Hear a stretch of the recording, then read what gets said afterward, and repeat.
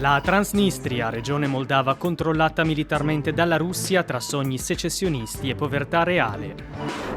Le elezioni in Bosnia-Erzegovina, a votare solo la metà dei cittadini, mentre i giovani si cercano un futuro emigrando. Radio Dik, emittente di Budapest, nata per parlare ai e dei Rom, la più grande minoranza etnica dell'Ungheria. Nella ex Cecoslovacchia negli anni 60 lo Stato aveva avviato importanti ricerche sull'LSD, la droga sintetica, coinvolgendo migliaia di volontari. La vicenda umana e politica dell'ultimo presidente dell'Unione Sovietica ricostruita nel libro Gorbaciov, il furbo ingenuo. E allerta gialla nell'autoproclamata Repubblica Separatista della Transnistria, regione della Moldavia controllata militarmente dalla Russia. Non si abbassa il livello di tensione mesi dopo l'attacco con lanciarazzi al quartier generale dei servizi di sicurezza pro-russi nella capitale Tiraspol, che aveva fatto temere il precipitare degli eventi. Resta alto il timore di un contagio della guerra a questa piccola striscia di terra al confine con l'Ucraina, che ha dichiarato l'indipendenza con un'altra guerra nel 1992. A temere di più, però, ci hanno confermato fonti sia locali che vicine al governo di Chișinău, sono le stesse autorità de facto a cui lo status quo garantisce le entrate economiche che la tengono in vita. I controlli all'ingresso sono rafforzati e questa volta dobbiamo mantenere un profilo più basso per riuscire a entrare con le nostre telecamere. Ci sono nuovi checkpoint, sono state erette barriere di cemento armato e i soldati russi al posto di blocco sul ponte che la collega alla Moldavia, a differenza che in passato sono con le armi in pugno. E non sono gli unici qui. In una caserma a Tiraspol l'armata russa mantiene una guarnigione di circa 1500 soldati, mentre un numero imprecisato è dislocato in altre località della Transnistria. Una presenza che, se mette in allarme la Moldavia, non desta preoccupazione in questa piccola repubblica dove la Russia è vista dalla gente come la madrepatria putativa. Nastia, 22 anni, rappresenta le nuove generazioni, ha lavorato all'estero, ma alla fine è tornata qui dove si sente a casa per mettere su famiglia. Penso che abbiamo delle mentalità completamente differenti. Quando parlo con i miei coetanei di altri paesi, quando passo del tempo con loro, mi trovo bene finché sono in vacanza. Ma poi vengono fuori le differenze con il mio paese. E anche se qui è tutto sotto controllo del KGB, come ancora si chiamano i servizi di sicurezza, le libertà sono compromesse e anche solo per parlare con dei giornalisti stranieri bisogna cercare dei posti un po' appartati. Per Nastia, per stare bene, basterebbe avere uno stipendio dignitoso. Sì, la paga è bassa. Penso che se l'economia andasse bene e la qualità della vita migliorasse, la gente non emigrerebbe e resterebbe qui a sviluppare il nostro paese. Con un reddito medio di $100 al mese, la popolazione della Transnistria fa fatica a tirare avanti.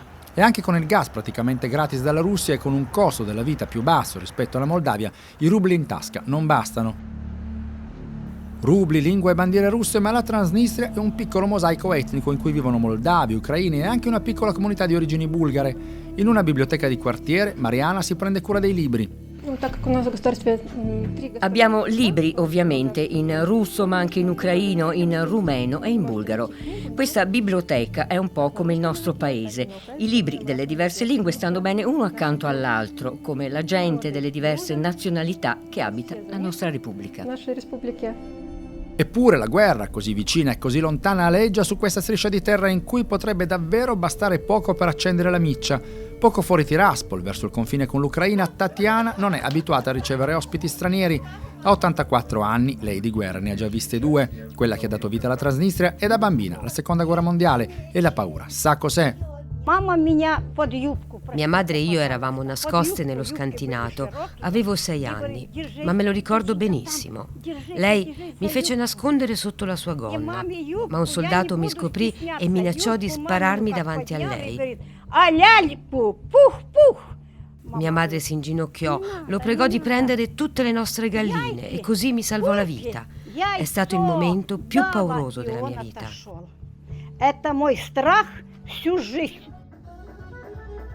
Finché in questa gente i ricordi della guerra saranno così vividi e finché alla sua elite converrà lo status quo, forse a prevalere sarà il desiderio di pace.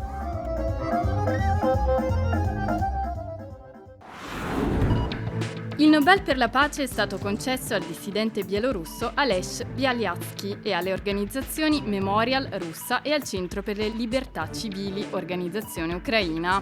Il Comitato per il Nobel di Oslo ha spiegato che il premio è stato concesso per l'impegno in difesa dei diritti umani e del diritto di criticare il potere, di difesa dei diritti dei cittadini e contro gli abusi di potere e per aver documentato crimini di guerra.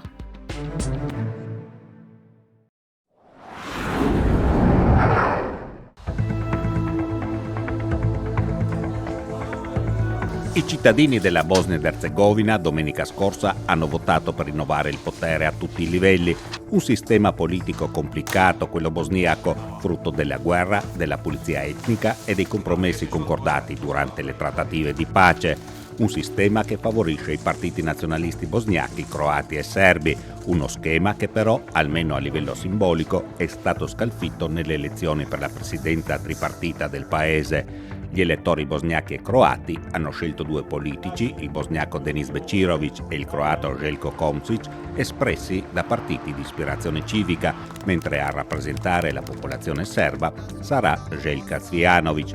La sociologa Tatjana Sekulić sottolinea come la nuova composizione della presidenza sia la più grande novità delle elezioni, mentre ai livelli inferiori hanno nuovamente vinto i partiti nazionalisti.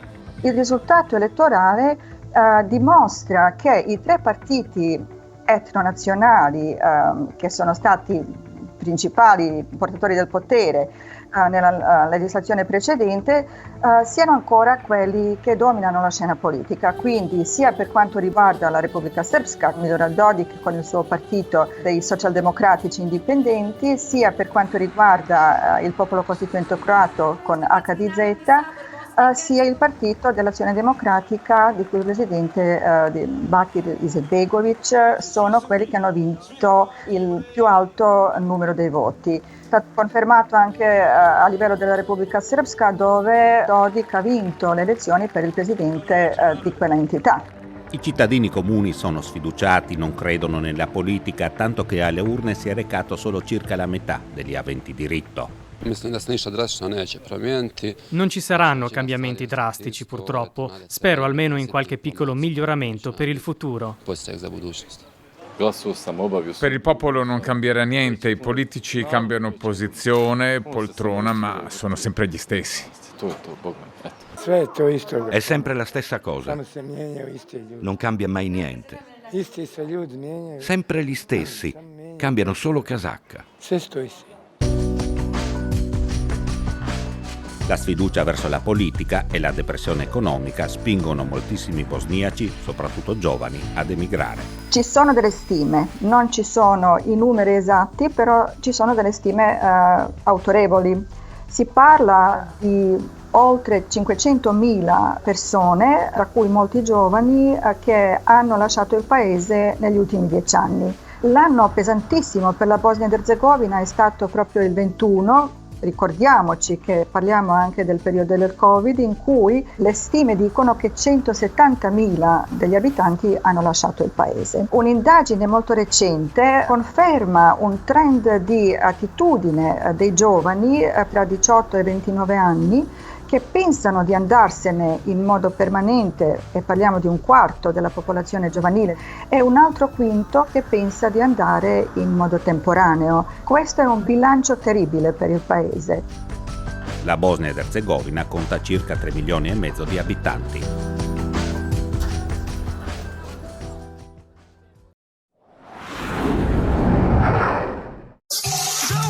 Mi zenéink, a mi műsoraink. Rádió Dick. Indul egy újabb óra a 100.3 Rádió Dickben. Avete appena ascoltato la sigla di Radio Dick, emittente di Budapest che trasmette in ungherese e nella lingua dei Rom. Dick nella lingua Rom significa vedere e l'obiettivo dell'emittente è proprio questo: far vedere, rendere culturalmente visibile agli ungheresi la comunità Rom, la più grande minoranza etnica del paese. Si stima che in Ungheria, un paese che conta poco meno di 10 milioni di abitanti, i Rom siano circa 700.000. Bettina Pociai, una giovane ma determinatissima conduttrice, spiega che uno degli obiettivi di Radio Dick è affermare fra i Rom una percezione positiva della propria cultura. I Rom in generale non sono presenti nei media dominanti e quando lo sono rappresentati in modo sbagliato, con un'immagine che discrimina e distorce la realtà della comunità rom. Si propongono stereotipi negativi. In generale questa rappresentazione che si dà di noi non è qualcosa di cui siamo soddisfatti, né come comunità né come minoranza. 100.3 Rádiódik, üdvözlünk minden kedves rádióhallgatót, ez itt a romákról nem csak romáknak szóló rádióadás. Il motto della radio recita: a proposito di Rom, non solo per i Rom. Nelle trasmissioni si parla della povertà, della discriminazione e del razzismo subito dalla comunità. Voglio cambiare il modo in cui i Rom sono visti nella società e voglio illuminare con una nuova luce quello che la nostra comunità ha dato al paese. Voglio anche che nessun ragazzo Rom debba subire quello che ho dovuto affrontare io da piccola, solo perché sono Rom. Just because I'm Roma. Dick Kívánságshow a Rádió Dickben. Ai microfoni della radio si dibatte anche dei problemi interni alla comunità rom, soprattutto dei diritti delle donne. Sandy Minzari è una delle conduttrici più combattive su questo versante. È difficile crescere in Ungheria essendo non solo una donna ma una zingara. Moltissimi uomini pensano che il ruolo della donna sia servire il marito. Facendo noi parte di una tradizione gitana, queste aspettative nei confronti delle ragazze sono ancora più marcate. Non puoi guidare, devi stare a casa, devi avere molti figli e questa dovrebbe essere la tua vita. Sandy Minzari vive in una famiglia mista, la madre è ungherese, il padre rom. Il messaggio più importante che vorrei dare ai giovani viene dalla mia stessa esperienza. Sono rom per parte di mio padre. Lui è un musicista, la sua è una famiglia zingara tradizionale, mia madre invece è ungherese. Ho un'identità mista e da sempre sono stati la comunità, i miei colleghi, i miei amici a decidere quando sono una ragazza gitana e quando sono ungherese. È molto negativo per il rispetto di te stesso se devi sempre definire chi sei. Quello che ho imparato è che non sono obbligata a scegliere. Per questo mi presento come una donna ungherese, ma solo un po' più piccante.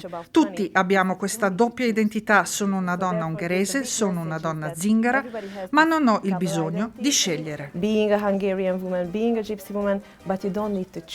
Recentemente il governo Orban ha deciso di bloccare le sentenze della magistratura ungherese che imponevano allo Stato di risarcire i bimbi rom discriminati e segregati dalle scuole pubbliche.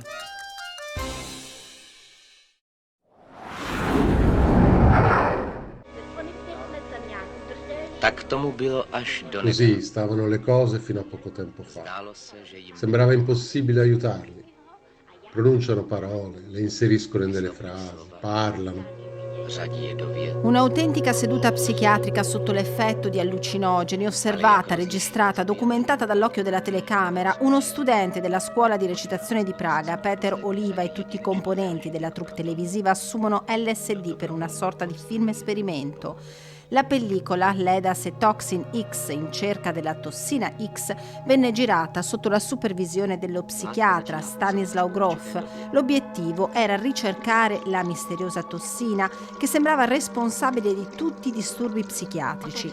Erano gli inizi degli anni 60, la Cecoslovacchia era il maggior produttore ed esportatore di LSD al mondo. Qui i medici per primi decisero di sperimentare l'uso dell'LSD su se stessi per calarsi nei panni dei propri pazienti affetti da malattie mentali gravissime, schizofrenia in testa.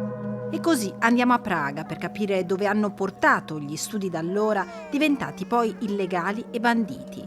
Al Centro Nazionale di Salute Mentale, nella periferia della capitale, incontriamo Jiří Horacek, vicepresidente della struttura e professore di psichiatria dell'Università Carolina di Praga.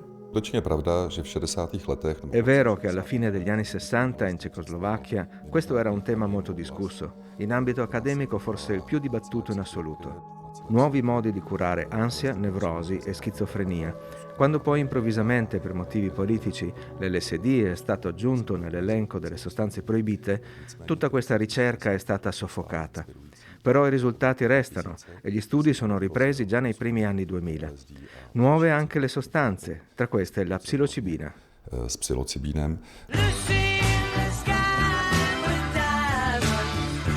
Ma prima di parlare di ciò che si è ripreso a studiare in questi ultimi 20 anni, restiamo in quella Cecoslovacchia degli anni 60, dei figli dei fiori della primavera di Praga, perché abbiamo incontrato un testimone oculare delle esperienze da allora. Mikhail Žantovský, diplomatico politico, oggi direttore della biblioteca intitolata a Václav Havel, il più amato presidente della storia del paese. Žantovský, prima di dedicarsi alla carriera politica, studiava psicologia e partecipava alla ricerca attiva. All'epoca facevo parte di un programma di ricerca che era ufficiale e legale, il cui scopo era quello di capire gli effetti dell'LSD su pazienti psichiatrici, e ho partecipato a 2 di queste esperienze sotto stretto controllo medico, e quello che ricordo è di aver vissuto una specie di caleidoscopio di colori e esperienze incredibili. Si sono presentati ai miei occhi creature strane, bizzarre, ma ho avuto la sensazione fosse un qualcosa con cui bisogna fare attenzione, che potrebbe danneggiare e addirittura uccidere. In breve tempo l'LSD fu messa al bando, vietata, circolava solo in modo illegale, ma la scienza non ha mai abbandonato l'idea di curare le malattie mentali con prodotti psicadelici, e proprio a Praga da 20 anni gli studi sono ripresi al centro di salute mentale. Oggi sono 120 pazienti in cura, il trattamento dura dai 3 ai 6 mesi, il farmaco viene somministrato a pazienti con sindrome depressiva. Ad accompagnare l'assunzione della sostanza, sedute di psicoterapia e ascolto della musica. Il trattamento dura 6 ore circa e la persona poi è libera ad andare a casa. Per un paziente che soffre di depressione possiamo usare gli antidepressivi, come si fa in tutto il mondo, ma la loro azione di solito richiede almeno un mese di tempo, a volte di più. Nel frattempo però il paziente continua a soffrire. Al contrario, abbiamo osservato quante sostanze come la chetamina o la psilocibina riescono ad aiutare il paziente nel giro di poche ore o al massimo pochi giorni.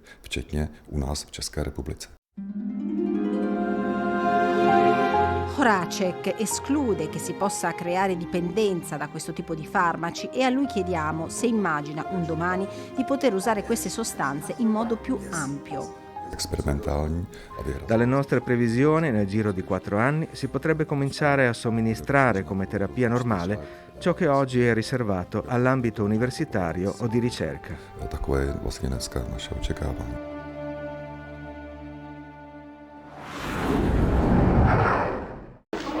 Я уже там летал. Доброе утро. Mikhail Sergeyevich Gorbaciov, per l'Occidente quasi un'icona, una faccia cortese, la voglia in fronte riconosciuta da tutti come un simbolo del disarmo, della distensione, della fine della guerra fredda. Per i russi, ma anche per altri popoli ex sovietici, un personaggio negativo. Gorbaciov ci ha lasciati lo scorso 30 agosto all'età di 91 anni.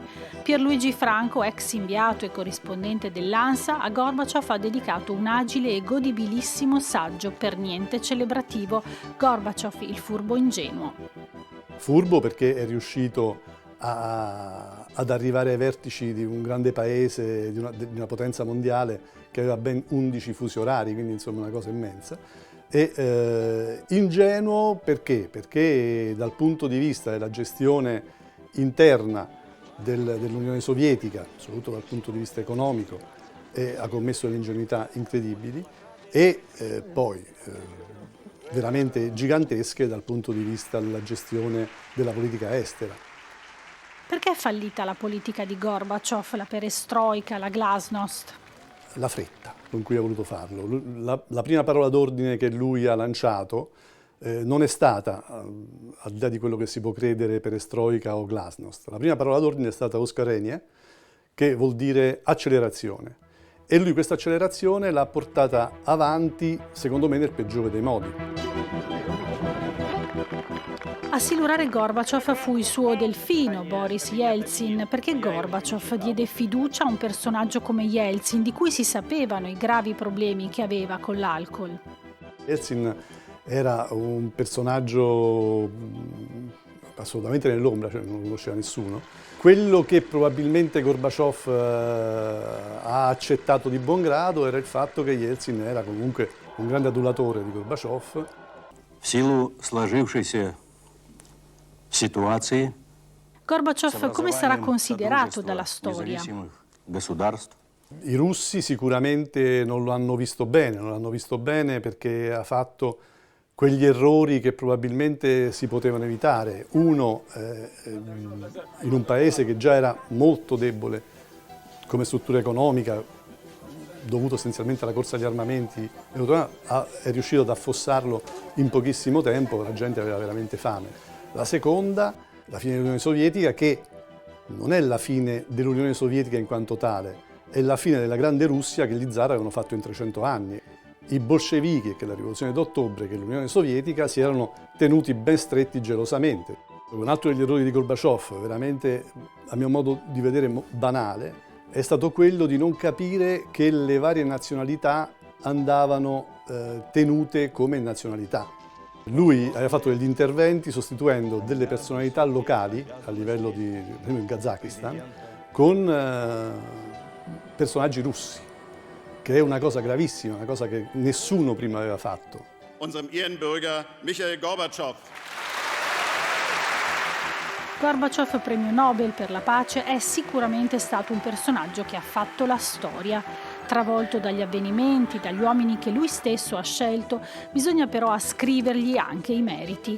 La creazione in Russia di una società civile, la fioritura di una stampa libera, poi repressa da Putin, il tentativo di garantire uguaglianza e diritti agli umili.